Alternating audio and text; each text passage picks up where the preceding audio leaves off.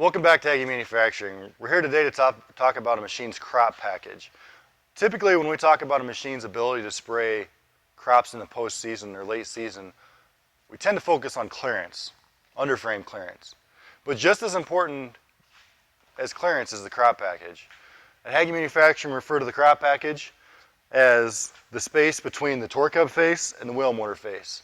We spend a lot of time perfecting our crop package because this package is what can damage the crop the worst. Now, if you look at our package from top to bottom, you notice immediately that we have camber.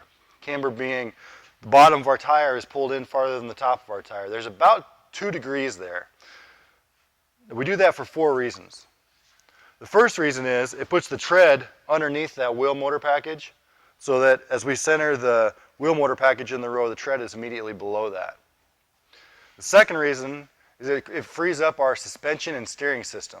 So if you look at our tread, it's in line with our steering and suspension components. It takes load off that system and provides a freer suspension. The third reason that we have camber is it removes some of the load off the torque hub. So if you think about the 2 bearings inside the torque hub, if that tread is out, we're putting an axial load on that torque hub. If the tread's farther in and tucked under the torque hub, we can come to a more neutral load on the torque hub, and it prolongs the life of the hub. And then the fourth reason we have camber is by having a slight camber in the tire wants to follow a previous pass. So if you're following a rut that's made by a previous spray application or by a planter, that machine's going to want to stay in that last pass as opposed to perpendicular tires want to jump out of that rut. So it makes it much easier to drive down the row. So as we're talking about a narrow crop package, being able to go through standing crop and stay narrow, we also want to talk about how clean this crop package is. So starting where we're first going to address the plant, we're going to nudge that plant over and keep it over all the way past the wheel package until it's completely passed. So it starts with a crop divider and then goes into our wheel shield here. These wheel shields are available for both of our tall tires, the 320 and the 380 tread width. They come with a removable center. Seth will talk more about the maintenance of this system. One thing to note as you look at the wheel covers that are installed on this machine with the tall crop package, that we do have a center opening. It's an easy way to have access to the bolts in the center to make sure that we can check and or change out the fluids inside the hubs and easily reinstall those back in. These crop covers are also made in both a 50 and 54 inch configuration. So for folks that are going for that larger tire, we do have the availability to run those as well. We also have a gate back here that's easily removable to change and to inflate the tire, change pressure and inflate tire. So what we want to focus on here is how clean we are first entering the crop and then passing the crop by the tire. Some of the areas where we can damage the crop is with the torque hub as well as the lugs. As these lugs are traveling back down, they can grab leaves and grab parts of the plant and do some damage. So we want to divide that crop, tuck it away, slide it past, and let it fall back in after we pass through. Okay, we've talked about how the crop package flows through the crop very seamlessly. We'll now talk about how we tuck that crop under the frame in very tall crop situations. So as the machine's going through a 8 or 9 or 10 foot crop, the first thing that'll come in contact with that crop is this brush guard. It's made out of poly, so you can't rub the paint off of it. It's not going to get damaged. We gently tuck that crop underneath the machine, underneath this front belly pan, and from there's a series of belly pans that keep that crop tucked under the machine all the way back before it goes back up.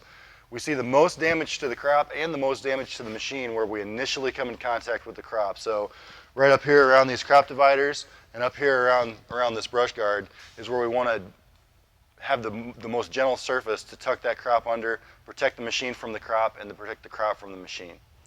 Now as you look at your front pan, the one thing that you will notice is that we extend that all the way out across the frame rails, all the way out until our crop package. So as we have that leading edge and keep the smoothest surface possible to try and create as little of amount of disturbance as we can. Another thing, since Newt's standing here, I want to point out is you'll notice that our tubes across the brush guard are adjustable. So we pull one of those so that folks can see what the adjustability is for. Now when we move that in and out, one of the main reasons we move that back in is so that if we were to remove the boom, we have to have that out of the way, so if we go to a toolbar, we don't have an interference, we're back in that tall crop situation, we'll slide those back out so we have a smooth ramp underneath the machine. These extensions are very important for protecting the hoses and harnesses back behind. So it's very important that we do slide these back out when we're in tall crop to protect the harnesses from the crop. So the machine that we're looking at as well, the second machine is more of a standard equipped machine.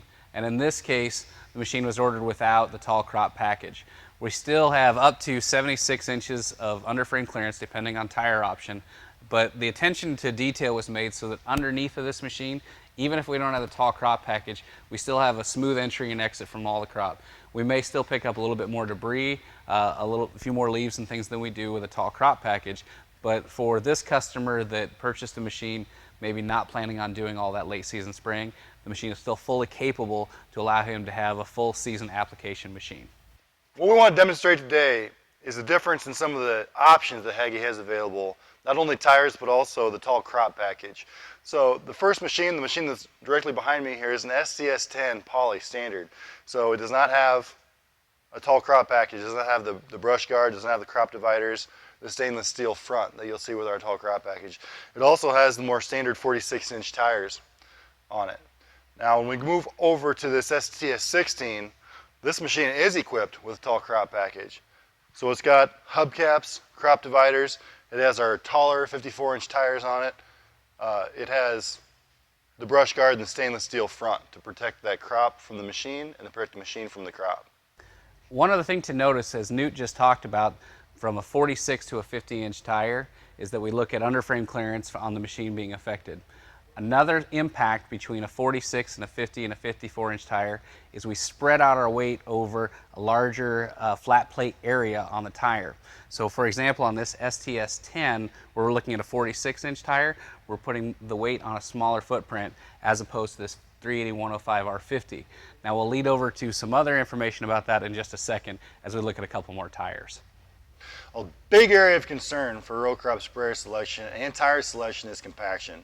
Compaction is caused by pressure. Pressure is a function of weight over an area. So there's two things that we can do to reduce compaction. We can make the machines lighter, which we strive to do every day, or increase the area that the machine contacts the ground in. That's the plate area. So as we talk about these larger radius tires and wider tires, what we're doing is increasing the plate area, therefore reducing the overall pressure that the machine applies on the ground. Now one thing to add on to what Newt had talked about, and we mentioned before on the previous machines, is we talk about the different rim size of the tires.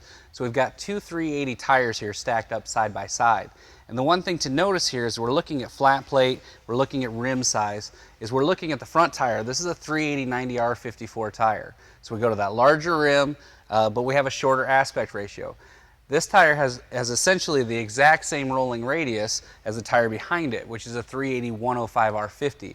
That rear tire has a larger aspect ratio for the sidewall, so what we end up with is that additional sidewall area that Newt's pointing to. But what the misconception is that going to that larger rim size is going to spread out my load into flat plate, and that is not the case in this tire option. Thanks for joining us as we talk about the Hagie crop package and had the features and benefits of selecting the right tires and the right equipment to protect the crop.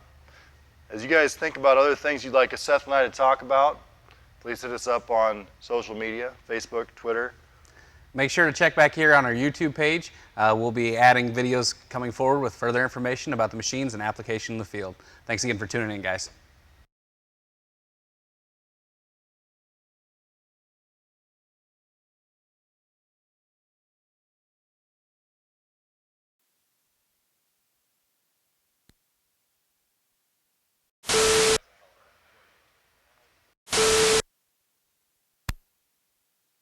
Jim.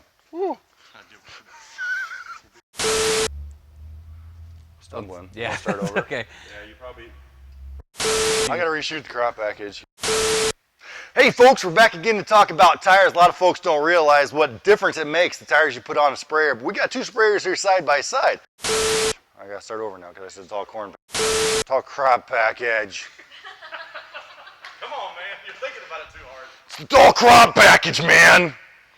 It's dividers and stuff.